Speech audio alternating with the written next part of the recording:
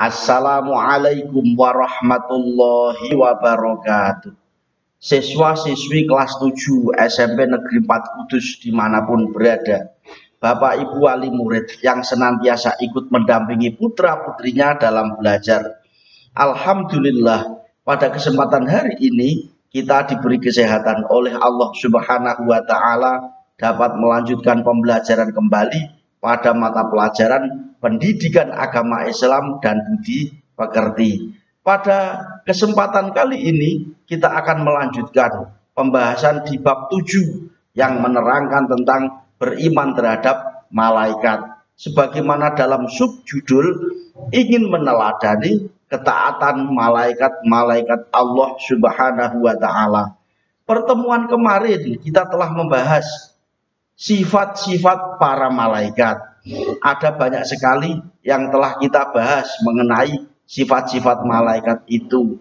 Inti dari sifat malaikat sebagaimana di dalam ayat Al-Qur'an, la ya'sunallaha ma amarahum wa yaf'aluna ma yu'marun, bahwa malaikat itu adalah makhluk yang senantiasa tunduk dan patuh terhadap perintah Allah dan tidak pernah berlaku durhaka sama sekali. Itulah sikap yang dimiliki oleh malaikat. Kemudian malaikat tidak berjenis kelamin, malaikat tidak makan dan juga tidak minum, tidak tidur pula, begitu seterusnya. Itu adalah sifat-sifat yang dimiliki oleh para malaikat. Yang pasti sikap yang dimiliki oleh para malaikat itu berbeda jauh dengan kita makhluk yang dinamai manusia, ya. Oleh karenanya sikap-sikap yang dimiliki oleh kita manusia di dalam mempelajari bab ini setidaknya kita bisa meneladani. Bentuk keteladanan itu adalah berlaku sikap kepositifan, ya. Berlaku sifat kepositifan. Positif dalam hal ini mengambil sikap sisi baik yang dilakukan oleh para malaikat. Apa itu tadi? Malaikat adalah makhluk yang senantiasa patuh terhadap perintah Allah dan tidak pernah berdurhaka sama sekali. Kita sebagai manusia otomatis berbeda jauh dengan para malaikat. Sebagaimana keterangan kemarin bahwa malaikat itu adalah makhluk Allah yang dibekali hanya berupa akal belaka. Kemudian ada makhluk Allah lain yang bernama binatang, hanya dibekali hawa nafsu belaka. Kita sebagai manusia dibekali double, dibekali akal, juga dibekali hawa nafsu. Oleh karenanya hawa nafsu yang kita miliki ini kalau bisa kita kendalikan dengan baik, berarti kita bisa terhindar dari sikap-sikap perilaku-perilaku jahat.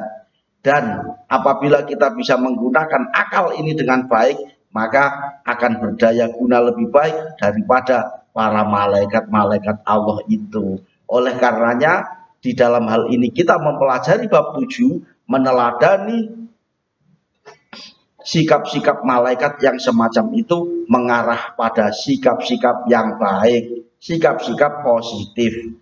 Selalu berpikir hal yang baik untuk meraih cita-cita tertinggi menuju kesuksesan sejati. Begitulah kita para manusia. Meskipun kita manusia ini sebagaimana yang kemarin telah kita bahas, kita sebagai manusia tidak mungkin bisa mengingkari adanya perbuatan dosa.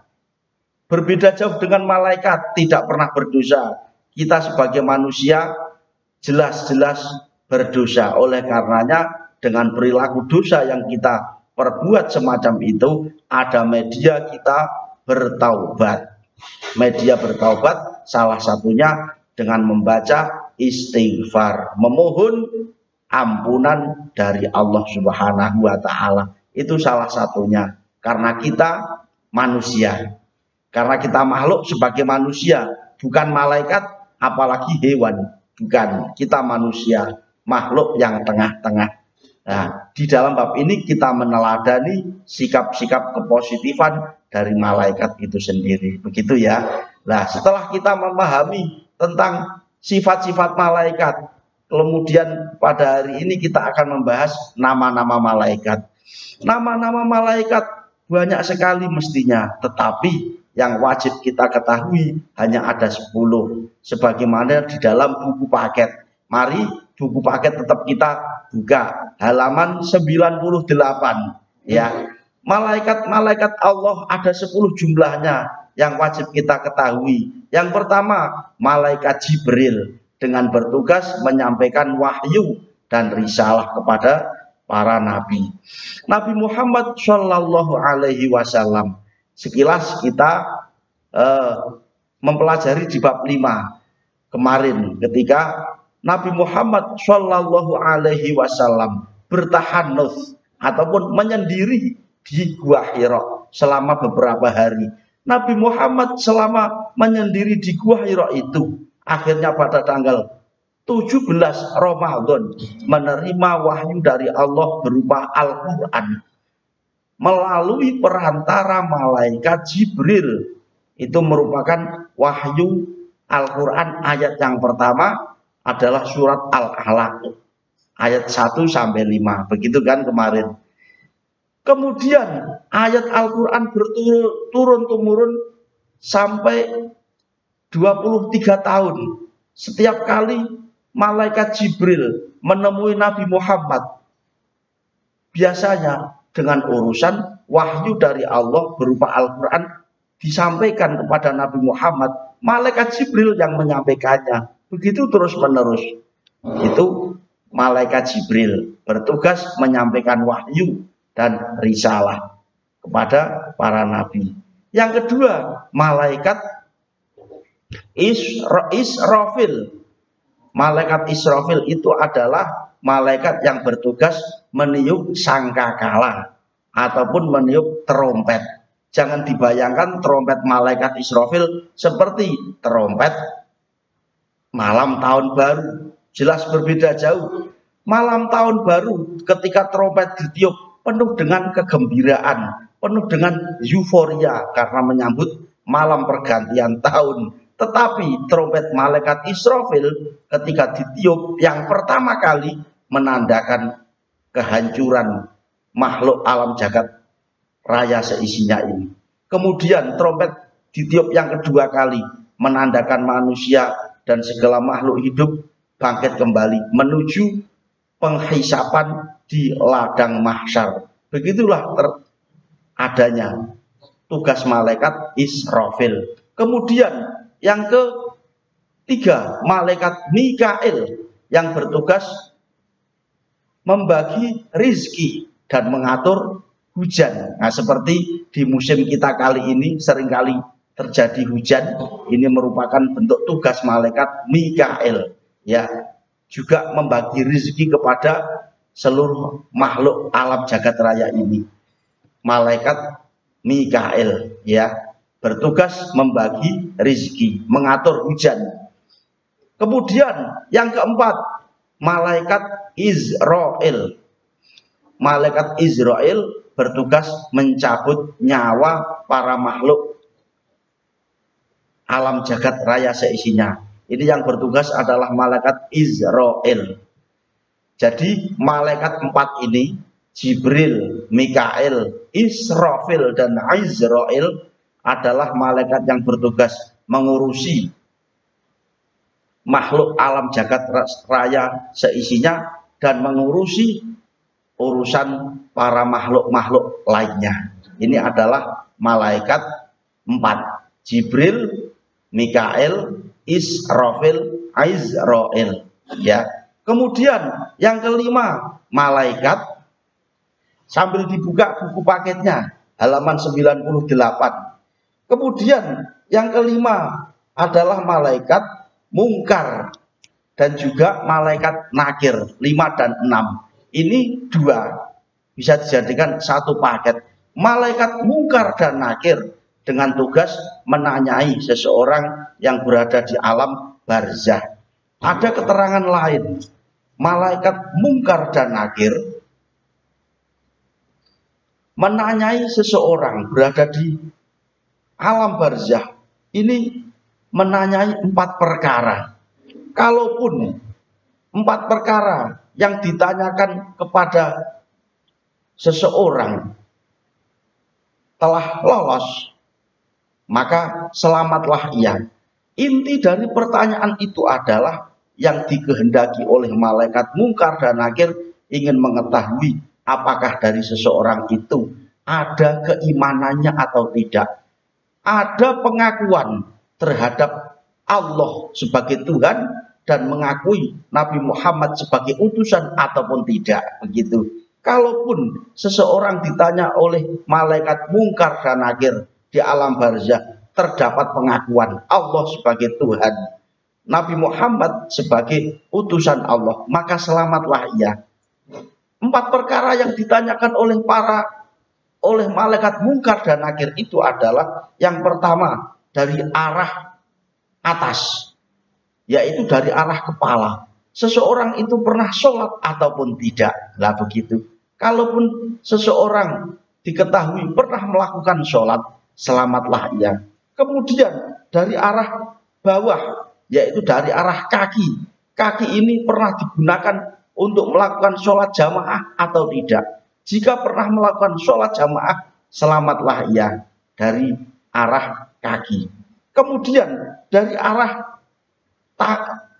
kanan, apakah seseorang ini pernah melakukan sedekah ataupun tidak? Kalaupun pernah melakukan sedekah, berarti selamatlah ia. Ya. Kemudian dari arah kiri, orang ini pernah melakukan puasa ataupun tidak. 4 perkara yang ditanyakan oleh malaikat mungkar dan nakir kepada seseorang yang berada di alam barzah dari berbagai macam arah. Ini penting sekali untuk kita waspadai dan juga kita teladani. Jadi untuk menyelamatkan kita dari pertanyaan para malaikat yang berujung dari berbagai macam arah atas, yaitu kepala, pernah digunakan sholat ataupun tidak. Semoga kita selalu mengutamakan sholat ya. Kemudian dari arah kaki, pernah digunakan jamaah atau tidak. Sebagaimana dalam jurnal itu kami tanamkan semacam itu, semoga ini bisa berjalan dengan baik ya, meneladani sifat-sifat malaikat. Kemudian dari arah kanan, pernah digunakan untuk sedekah ataupun tidak ya, sedekah kita sebisanya, semampunya.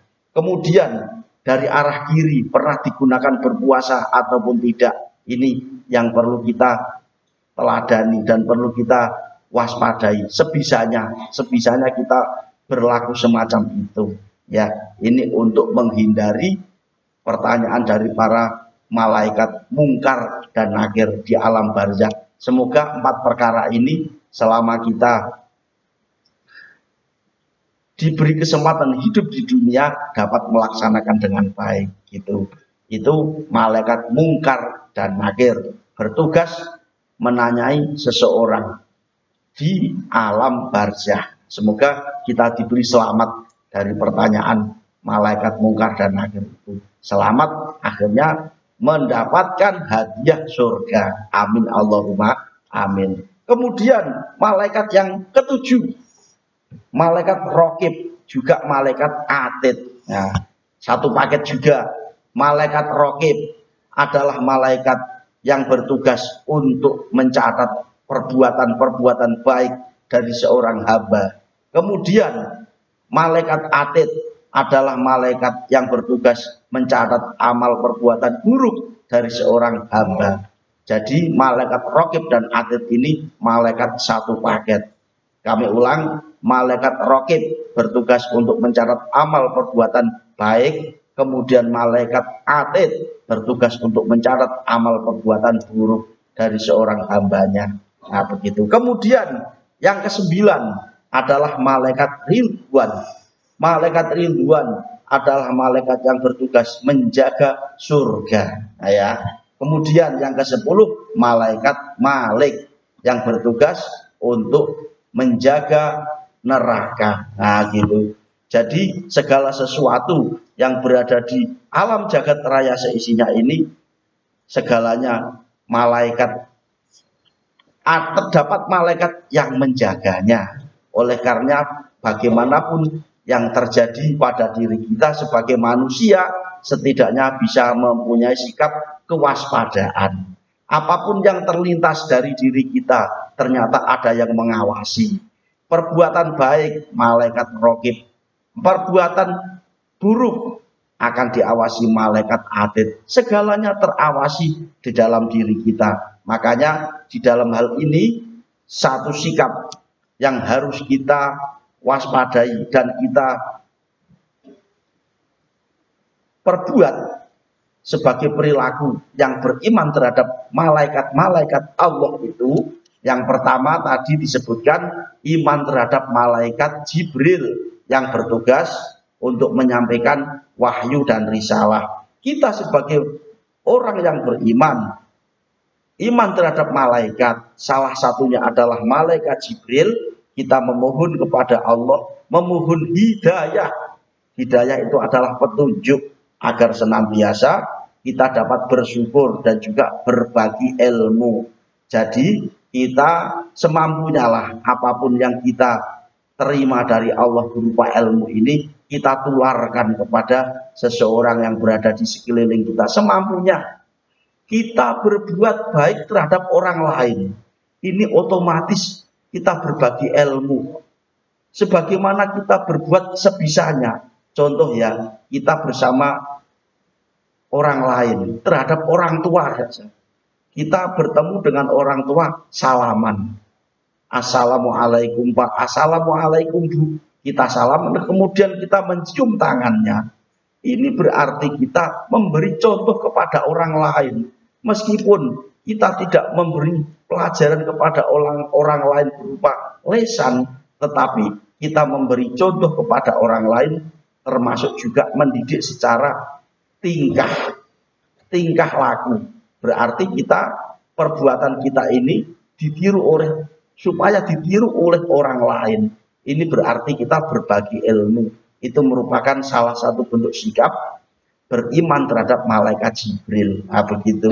Kemudian yang kedua, malaikat Mikail bertugas mengatur rizki para hamba, juga mengatur hujan. Maka sebagai perilaku kita beriman terhadap malaikat Mikail, setidaknya kita mempunyai semangat untuk bekerja, mencari rizki yang halal, ya. Semangat bekerja untuk mencari rizki yang halal. Bagaimanapun rizki yang diperoleh oleh seorang hamba ini sudah dijatah dari Allah Subhanahu wa Ta'ala. Malaikat yang bertugas untuk membaginya. Tetapi kita berusaha untuk mencari rizki itu dengan cara semangat pula, tetapi harus didasari dengan cara mencari yang halal. Itu berarti kita beriman terhadap malaikat Mikail. Kemudian iman terhadap malaikat Israfil sebagai malaikat yang bertugas untuk meniup sangkakala. Kita memohon kepada Allah agar terhindar dari berbagai macam bencana dan bala musibah yang seringkali terjadi pada sekeliling kita ini. Semoga saja ya, kami juga turut mendoakan kelas 7 SMP Negeri 4 Kudus dimanapun berada diberikan keselamatan. Selamat dari apapun, termasuk bencana-bencana yang menimpa di sekeliling kita. Semoga kita diberi keselamatan. Lah kita berlaku semacam itu, memohon keselamatan, itu berarti kita berperilaku beriman terhadap malaikat Israfil. Terlebih malaikat Israfil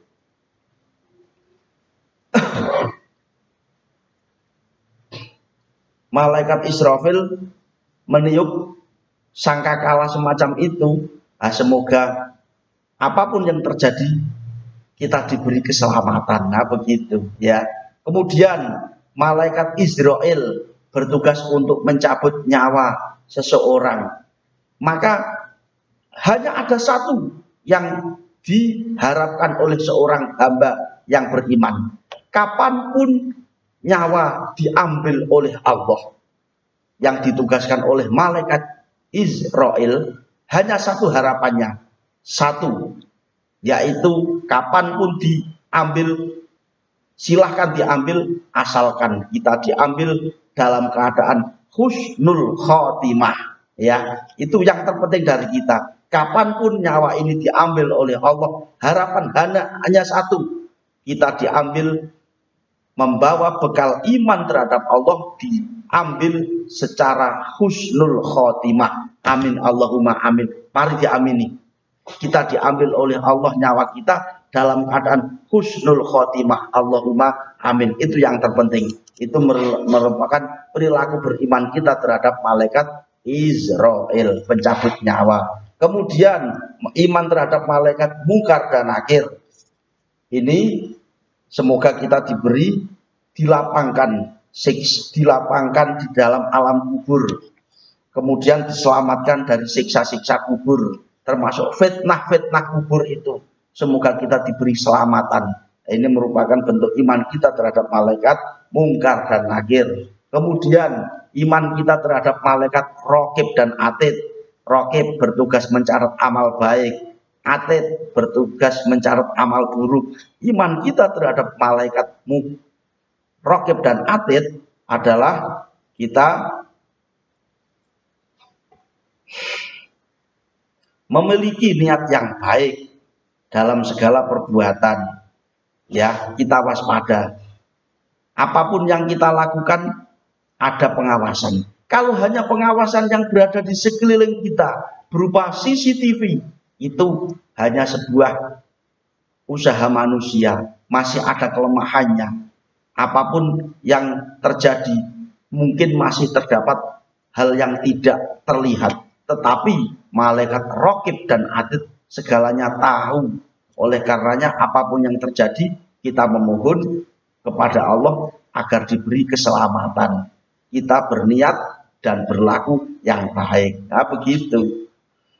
Yang buruk-buruk kita hindari, yang baik kita lakukan. Itu merupakan bentuk beriman terhadap malaikat Raqib dan Atid. Kemudian malaikat Ridwan sebagai penjaga surga. Kita memohon kepada Allah semoga masuk ke dalam surga. Dengan apa? Kita sebagai manusia hidup di dunia ini menciptakan kedamaian dan ketentraman terhadap makhluk-makhluk alam sekitar kita ini. Kita berlaku damai, kita berlaku tentram. Karena hal demikian ini adalah yang diharapkan oleh kita sebagai seorang beriman. Berlaku damai dan berlaku tentram. Betul kan ya? Berlaku tentram dan damai. Ini salah satu bentuk beriman terhadap malaikat Ridwan sebagai penjaga surga. Begitu. Kemudian iman kita terhadap malaikat Malik, yaitu kita memohon kepada Allah agar terhindar dari siksa api neraka. Karena bagaimanapun neraka, meskipun hanya sebentar saja, ya Allah, bukan main dahsyatnya.